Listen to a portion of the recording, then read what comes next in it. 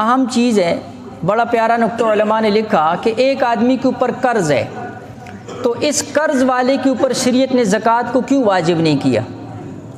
قرض دار، جیسے ہم نے کہا ایک آدمی کے پاس مال ہے، اس کے اوپر قرضہ ہے، قرضہ اتنا زیادہ ہے کہ اس کا جو اپنا مال ہے اس قرضے میں سارا چلا جائے گا، تو ایسے بندے پر زکوٰۃ واجب نہیں۔ قرض دار پر زکوٰۃ کیوں واجب نہیں ہے؟ یہ نقطہ سمجھ لیجئے۔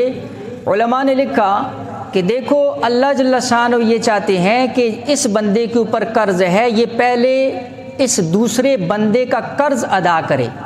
اللہ نے اپنے حق کو معاف کر دیا اس لیے تاکہ اس کے اوپر جو دوسرے بندے کا حق ہے پہلے وہ ادا کرے، اس کے بعد جو ہے یہ زکوٰۃ دے۔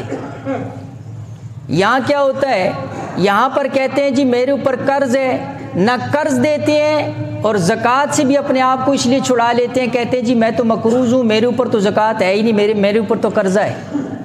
بھائی اللہ نے قرض دار کے اوپر معافی اس لیے دی ہے تاکہ تو پہلے قرض ادا کرے، یہ نہیں کہ قرض کی ادائیگی میں ٹال مٹول کر رہے اور زکوٰۃ تو تیرے اوپر اس لیے چھوٹ دے دی اللہ نے۔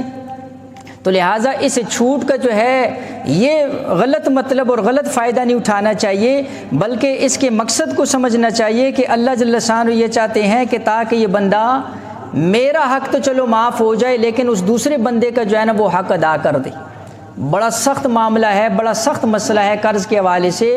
اللہ کے نبی علیہ الصلاۃ والسلام جنازہ پڑھانے سے بھی انکار کر دی، اس لیے جو ہے اس کی اپنا کرنی چاہیے، کوشش کرنی چاہیے۔ اور یہ بھی ذہن کے اندر رکھ لیجیے، علماء نے لکھا جو قرض لے اس نیت کے ساتھ کہ میں دوں گا، واپس کروں گا، اس نیت کے ساتھ پکی نیت ہو، اللہ اس بندے کی اس قرض سے خلاصی ضرور دیں گے۔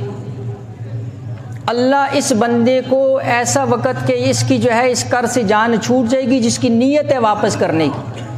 بعض لوگ لیتے ہوئے نیت یہی ہوتی ہے کہ بھئی واپس نہیں کرنا ہے، تو پھر وہ ساری جن کی قرض ان کے سروں کے اوپر رہتا ہے، وہ قرض کی خلاصی نہیں ہو سکتی۔ اس لیے اگر کسی کو ضرورت بھی ہو تو ضرورت کے درجے میں لینا چاہیے اور نیت پہلے سے ہی لیتے واپسی کی ہونی چاہیے۔